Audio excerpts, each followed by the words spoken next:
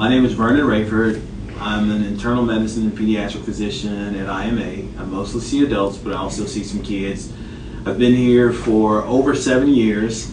I am from Holly Springs, Mississippi, and my wife and I and our son, we came to Tupelo from Boston. So we were in Boston before coming to Tupelo.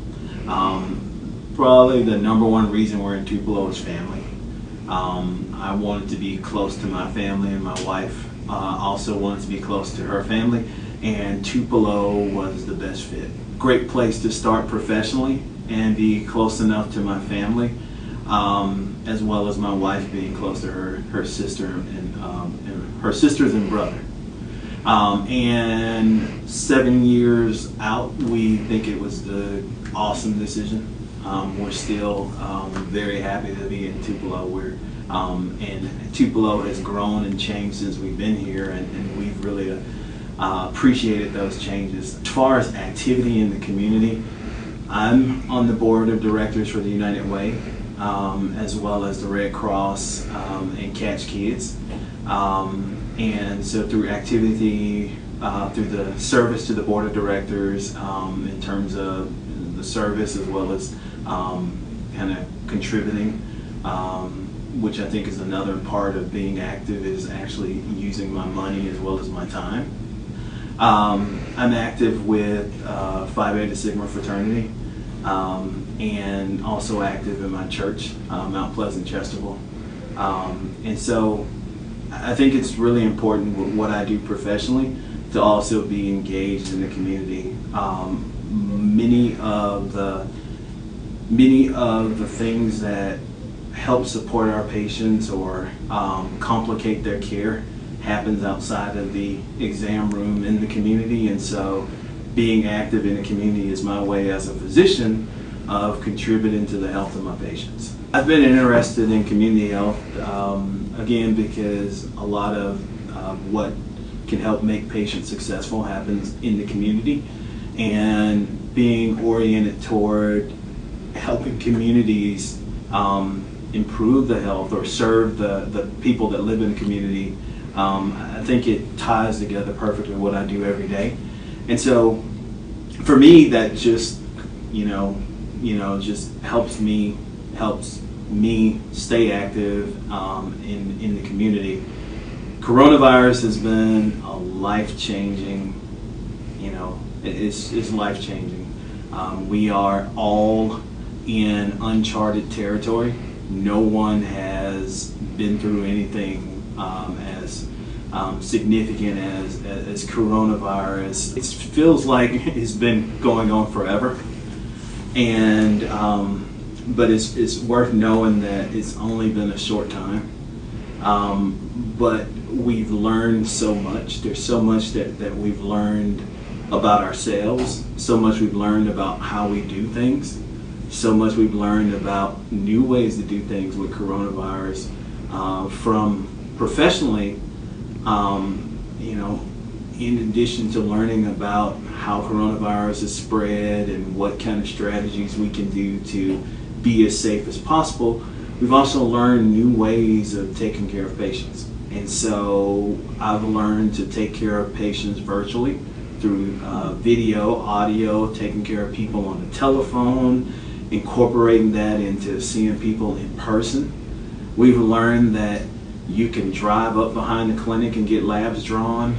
We can set up kind of flu clinics where people just come up to get flu shots. And so we've learned new ways to to take care of people, and and they've actually been exciting. After the initial fear of the unknown and the initial growing pains with trying something new, I actually enjoy being flexible and taking care of patients, that I can see somebody today and say, hey, you know what? In 2 weeks, we're going to call and have a visit. I'd like for you to check your blood pressure, and we will talk about that on the call in 2 weeks. And so that kind of flexibility, I would not be able to have that flexibility without coronavirus. And so coronavirus has taught me that there are some things that in the midst of this pandemic that I can be grateful for and that I can carry forward, as we chart our new normals. What we do know about coronavirus is we've also learned a lot about how we can protect ourselves and protect each other, and lead lives that are fulfilling, that are close to normal, albeit not normal. I think that we can do those things that are meaningful to us, families and other events, but we have to be mindful of those things that decrease the spread of coronavirus.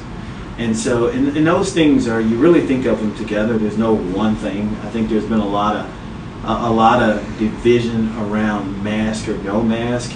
And a mask is important, but it's important in the context of everything else. It's a mask, it's physical distance, it's washing your hands, it's if you're sick, staying away, don't go to work, don't go around folks. It's about not assembling inside in large groups. Those are the things that we've seen over and over in places that seem to have it together. Those are the things that we see people doing. We see New York, which struggled early on, and they've struggled significantly. We see them not struggling as much, and it wasn't because there was some new therapeutic or a vaccine. It was because they started putting the combination together, the hand washing, the mask, the distance, the crowd size. And I think if we can do those things, not because we're 100% certain that they're going to work, we're not going to have that. But if we're wrong that they don't work, we try. On the other hand, if we don't do those and we realize that they do work, then there's a lot of risk on that. And it's all about where you want to be wrong. I'd rather wear a mask and distance and change my holiday plans and risk inconvenience in my family but being wrong versus not doing those things and jeopardizing people's lives. Coronavirus is deadly. There's a lot of families that aren't whole because of coronavirus, and we have to remember that and acknowledge that. There's a lot of people who aren't going to be the same and actually haven't had the time to grieve because it's just continuing. It's like families aren't able to grieve that one relative who they've lost because there are other factors. They can't have the ceremonies that they used to have. It's different. People can't come. People can't. So I think with coronavirus is, I'm willing, if the mask don't make a difference, I'm willing to wear it, just because I'd rather take that risk than the other. If my wife and son and I are, in the middle of Ballard Park and nobody else is there, we may not wear a mask. Or if there's another family in the middle, in Ballard Park and we're 40 feet away from them and we're outside, we may not wear a mask. And so it's not that you just wear a mask, you wear a mask as part of all of the other things. So if I'm 100 feet from someone and I'm outside in a beautiful day, then the mask may not be as important. And so you don't have to feel you're walking into the grocery store and you're 10 feet from someone. The mask isn't as important as it is when you get to the doors to put it on. So you don't have to, it's not because also it can be hard on the other hand when it's like, I have to wear a mask all the time so people know I'm serious about coronavirus. And again, that's making the mask a little more than it needs to be. It doesn't need to be a dividing line. It just needs to be a tool that we use. And so you use it when it's appropriate. Same with hand washing, same with distances. And, as far as the holidays go, it's going to be different. Usual holidays, and I'm from a big family, and family gatherings are a big part of how we go about doing things. And that's just not going to happen. I think we all feel that it's safer to stay connected without being in the same facility on the same day. And so, we have to be intentional about seeing each other. And if we do, taking advantage of outside. And, and not necessarily gathering on Thanksgiving Day. This year's been a year first. This is the first year we have not had our family reunion. But I think we all understood the reason that we were making that sacrifice, and I think we would make it again if we knew that it was going to protect each other. Same thing for church. It's been months since I've set foot inside of a church.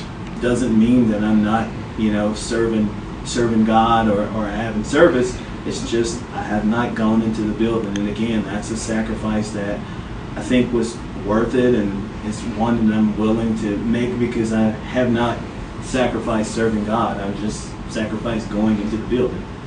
So I think with the holidays, and we haven't really decided what we're going to do.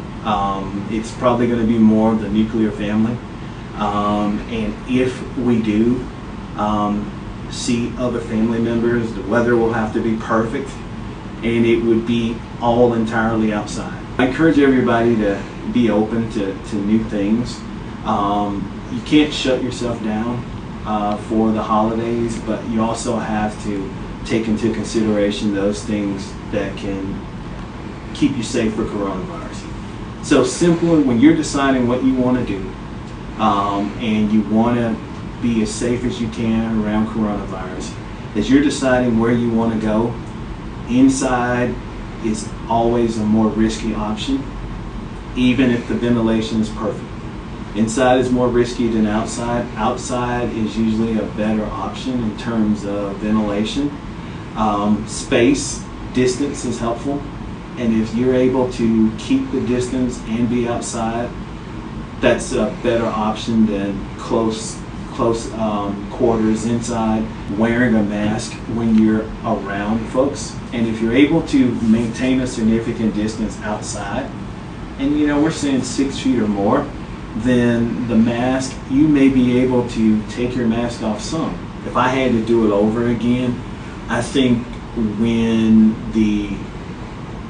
things were described, I probably would have not used the word social distancing, and I probably would have started with physical distance, because we are so social, and we really need that, particularly with just the challenges, the challenges that we have. And so I would go back and say physical distance, physical distance, physical distance. Don't be socially distant. Socially, be more connected, be more socially connected, socially engaged, but just keep a physical distance.